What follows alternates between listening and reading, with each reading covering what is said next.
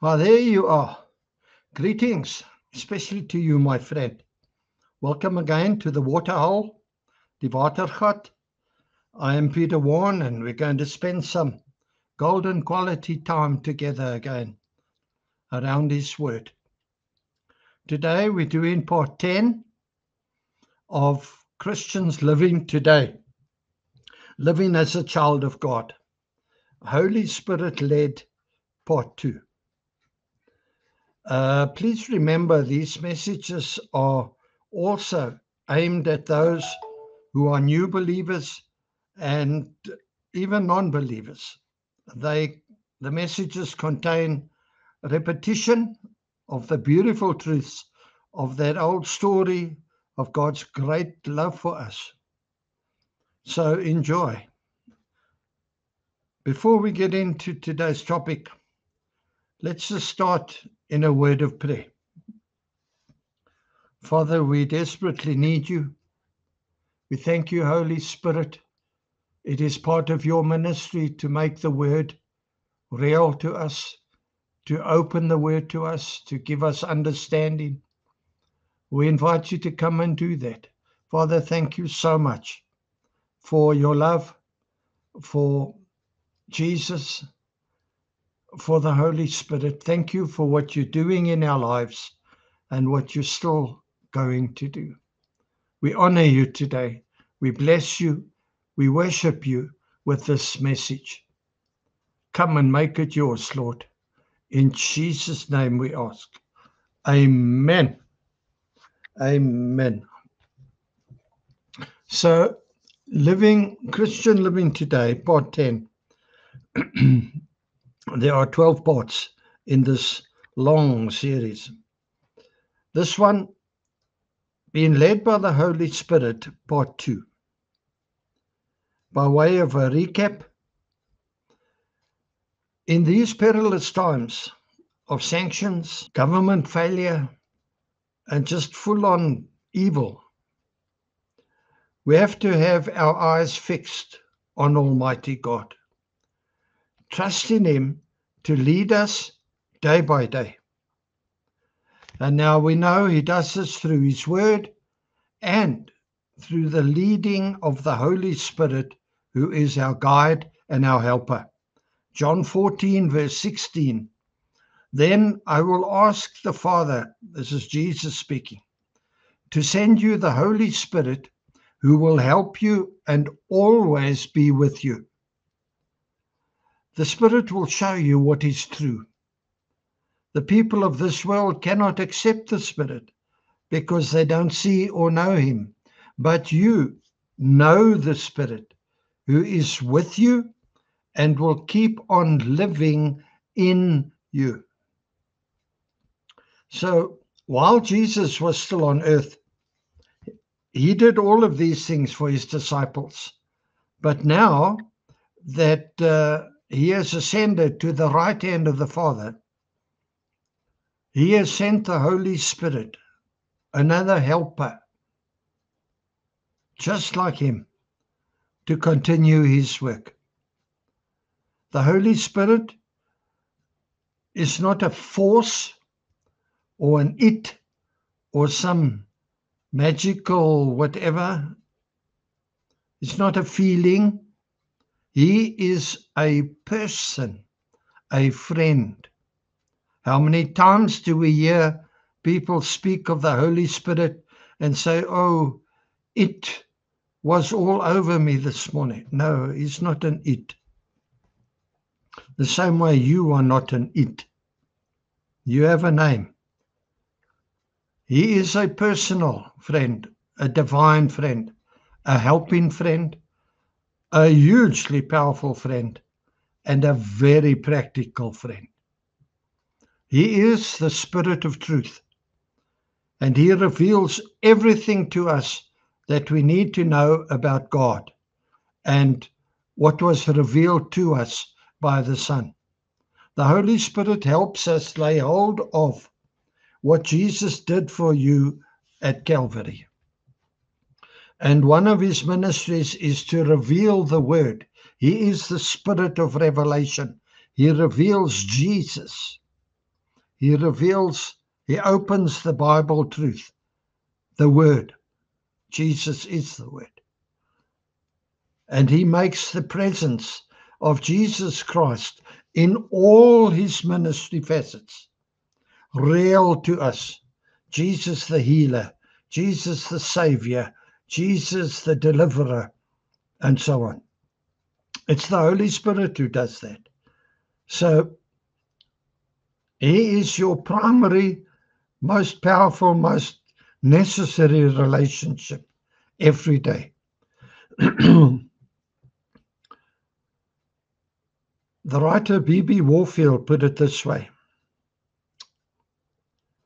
being led by the Holy Spirit is not some occasional empowering or direction for a specific need.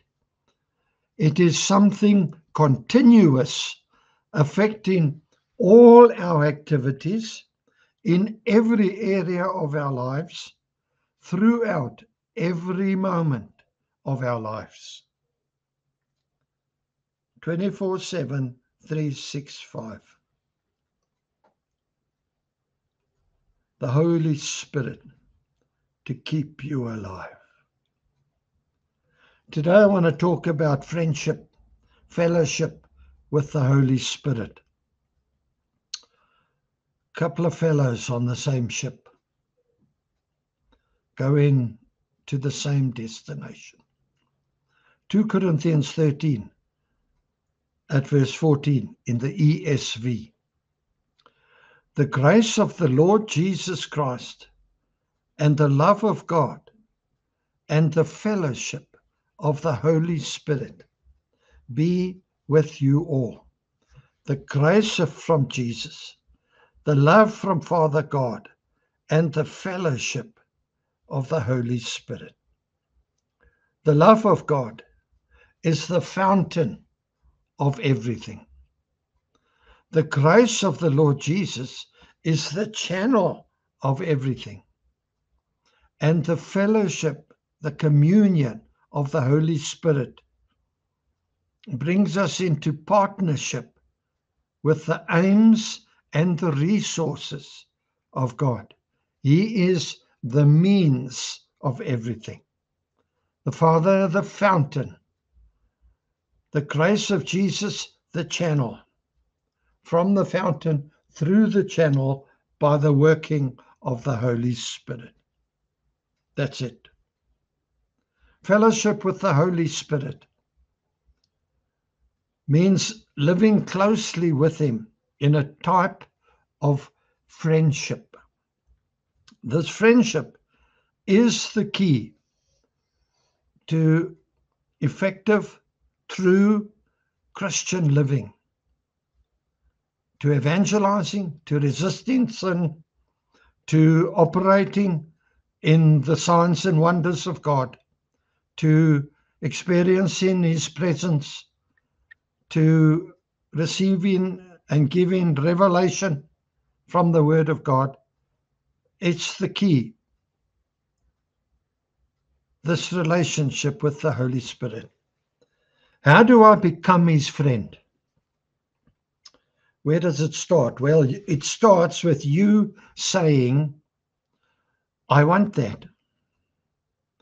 I want that friendship. I want that deeper relationship. I want to be more sensitive to the sensitivity of the Holy Spirit. I don't want to grieve him. I don't want to offend him. I don't want to put out his fire. I don't want to ignore him. I don't want to miss what he's doing and saying. And there are 3 critical areas of focus to this friendship: awareness, dependency, and obedience. Awareness, dependency, and obedience. Awareness, the Holy Spirit will always remind you of Jesus, and his presence will let you sense the presence of the Lord Jesus. He makes the presence of Jesus real to you wherever you are.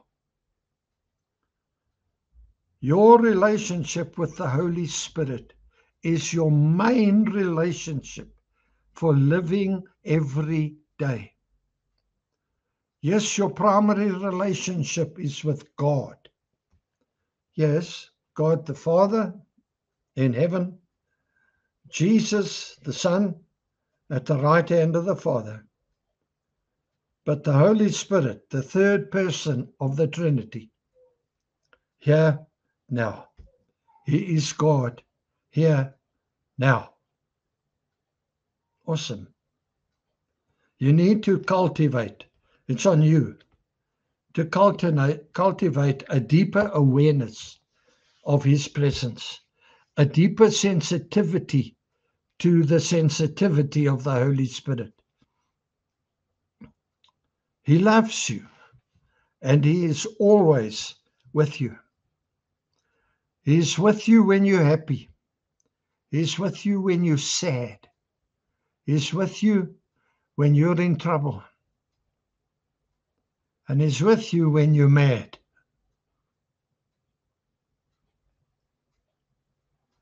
In another message, I will speak about the baptism of fire and power, the baptism of the Holy Spirit. It's a hot potato topic to a lot of people because they do not yet know the truth. But the baptism of the Holy Spirit, of fire and power, Acts chapter 2, with the evidence of speaking in tongues. In my experience, this baptism is the one that releases you into a much deeper Holy Spirit lifestyle. The baptism of the Holy Spirit. This is not baptism in water. This is the baptism into the spiritual river of God, flowing directly from the throne through Christ Jesus into your innermost being. Number 2, dependency. Growing in awareness that you desperately need the Holy Spirit in your life and in your ministry, in your decision making, in your loving, in your forgiving, in your understanding, in every part of your daily life. Think of the Holy Spirit maybe as the wind in the sail of a sailboat. Without that constant wind in your sail, you come to a stop and you just float around aimlessly.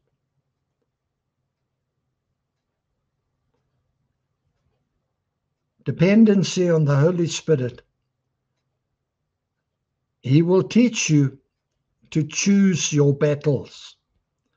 Many times we get tired out because we are fighting battles that are not ours to fight. Many times the battle is the Lord's, and you and I must just get out of the way and let Him through. The Holy Spirit will teach you which battles are yours and which aren't.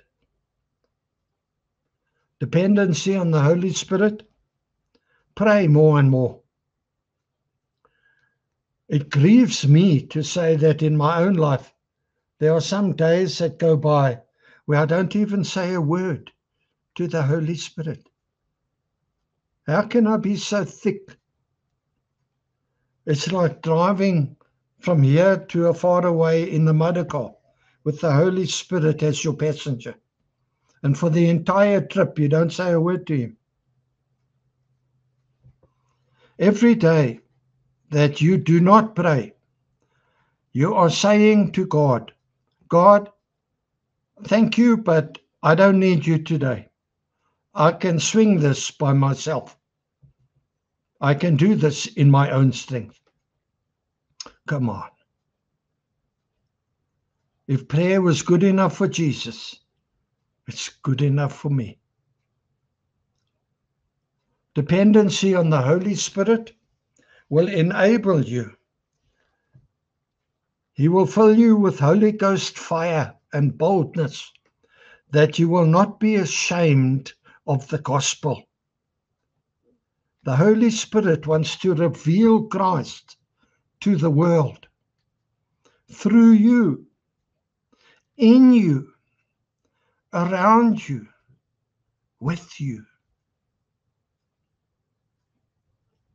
The Holy Spirit will enable you to receive from heaven and touch earth.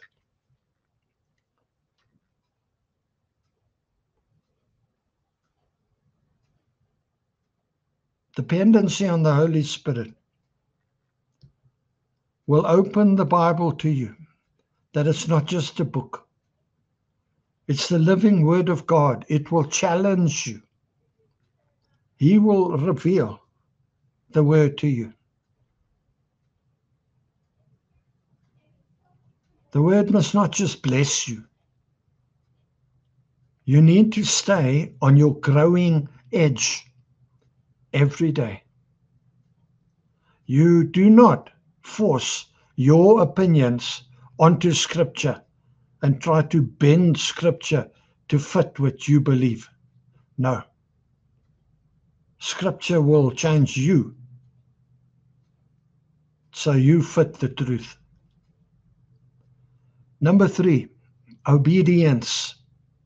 Ephesians 4 verse 30, ESV. And do not grieve the Holy Spirit of God, by whom you were sealed for the day of redemption. As human beings, as you and I maybe watch the news or see what people do in the world, it grieves us. It saddens us.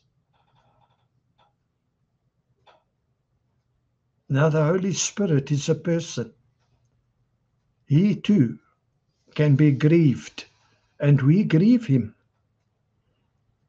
We need to develop a heart attitude that says, Holy Spirit, make me more sensitive to your sensitivity. Make me more aware of your nudges, of your promptings. Your slightest wish is my command. Speak, Holy Spirit. I want to be used of you in every way that you can. Develop that heart attitude. Work on that. Learn to obey the nudges and the convicting of the Holy Spirit. Do it immediately and completely, without analyzing, without rationalizing. Analyzing leads to analysis paralysis, where you're so busy analyzing that you don't do anything. God can't use you. You, my friend, with the Holy Spirit living and moving in you, are able to show to a sin, perverted, broken, hurting world who God is and what he is like. You, with the Holy Spirit, can bring heaven to earth, touching heaven, changing earth. You are sealed with the Holy Spirit of God. That's like a branding iron. Briefly, it means that you are God's property. He bought you at a great price, and he paid for you. You are his. You are no longer your own.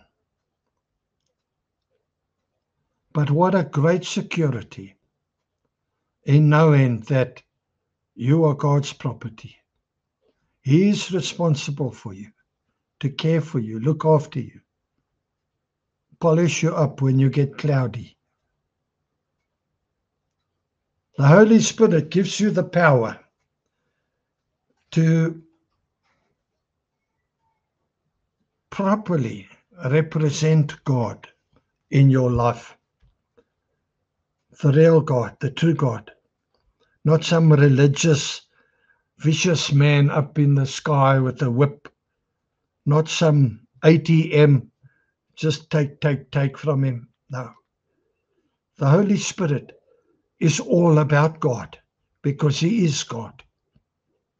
The Holy Spirit dwells in you for, the Bible says, for the day of redemption. That indicates to us the redemption of your body and the redemption of all creation. Now, your body and mine has not been redeemed yet. You can realize that by the pain you have. I still crack a joke that when I get up in the morning, I'm of an age now where what doesn't hurt doesn't work. My body has not yet been redeemed, but one day is one day.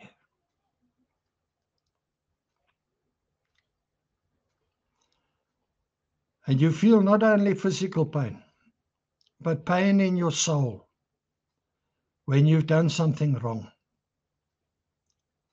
Not sorrow that you've been caught out. No, that's childish. But pain in your heart because you've hurt the heart of God. You hurt your relationship with Him. When it feels like God has moved away, guess who it is that has moved? It's not God.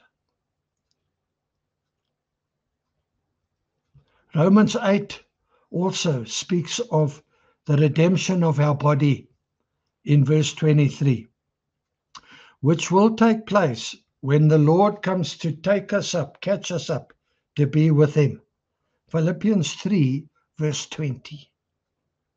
Now, by all means, you can eagerly wait for that. Look forward for that, because it is coming.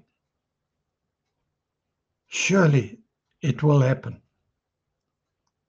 This prospect of the day of redemption gives you and me as believers a great drive to be a follower of God, pardon me, in the power of His Holy Spirit. And then also, you will be protected from grieving the Holy Spirit of God, because you will want to live in the shadow of the cross, in line with God's word, sensitive to the leading of the Holy Spirit. So the appeal to not grieve the Spirit is given for a very good reason. When you do something that is not according to God, especially in the light of the fact that you are created according to Him, and you grieve Him with that. Yes, He is sensitive. Why? I don't know. Is He a wussy? No. That's just how He is. One day, you can ask Him. Or ask Him now if you like. Maybe He will give you a revelation on that. The Holy Spirit is God. Full on Almighty God, the third person of the Trinity.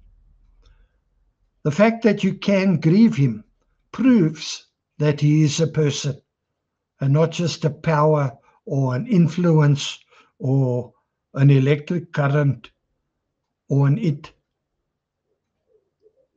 The Bible also says that we can quench him, put out his fire. When he wants to stir you, when he wants to move in you or around you, you can stop him. 1 Thessalonians 5, verse 19. Maybe we need to talk one day on the things we do that quench the Holy Spirit's fire. Also, the Bible says that we can lie to him. How is that even possible? Acts chapter 5, verse 3. The story of Ananias and Sapphira. We can lie to him. Does he know we are lying? He is omniscient. He is all-powerful, all-knowing, almighty God. Of course, he knows. I want to remind you, as we close now, you were not designed to struggle along all alone. You were designed for a victorious, power-filled, purpose-driven, joyful life.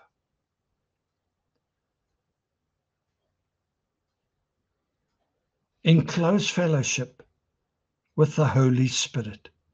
The two of you together, fellows on the same ship, going in the same way to the same destination, doing stuff together, talking, chatting, sharing with one another.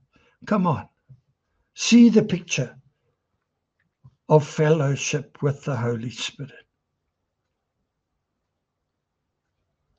And you're going to have to partner with God and partner with the Holy Spirit to write this next chapter of your life so that you can live strong and finish strong in the winner's change room. I say it every day. It's so important. It's not how you started out. It's how you end up that's going to make the difference. As we come to pray now, I encourage you. Maybe you need to make a life decision to say, Holy Spirit, I haven't been aware, I haven't been dependent, and I haven't been obedient. Would you please help me to be sensitive to your sensitivity? Would you please increase my awareness of you, my dependency upon you, and my obedience to you? Let's just open it. Let's just pray. Father, you've heard us. My prayer, and those, if you want to pray with me, that is my prayer. Father, would you please forgive me for my lack of awareness? Sometimes I'm just so like a bull in a china shop, just steamrolling through life, that I don't even see you or hear you or notice you. Please forgive me. I can get so full of my own importance, focused on my own agenda. And Lord, I'm losing sight of the fact that I'm not saved to serve me. I'm saved to serve Jesus by your leading. Please increase my awareness. Help me to do that. Please give me a revelation of my dependency upon you. And please fill me with your Holy Ghost boldness, wisdom, knowledge, insight, understanding, discernment. Use me in your precious Holy Spirit gifts. I want this deeper relationship with you. Hear me today, Lord. read my heart. I mean it. Please take me from where I am now and change me, Lord. In anticipation, I thank you now for what you're going to do and even what you're doing now. In Jesus' name. Amen and amen. Well, that's the lot and all I got with love from me to you. Thank you once again for spending this time with me. If you benefited, pass this message far and wide.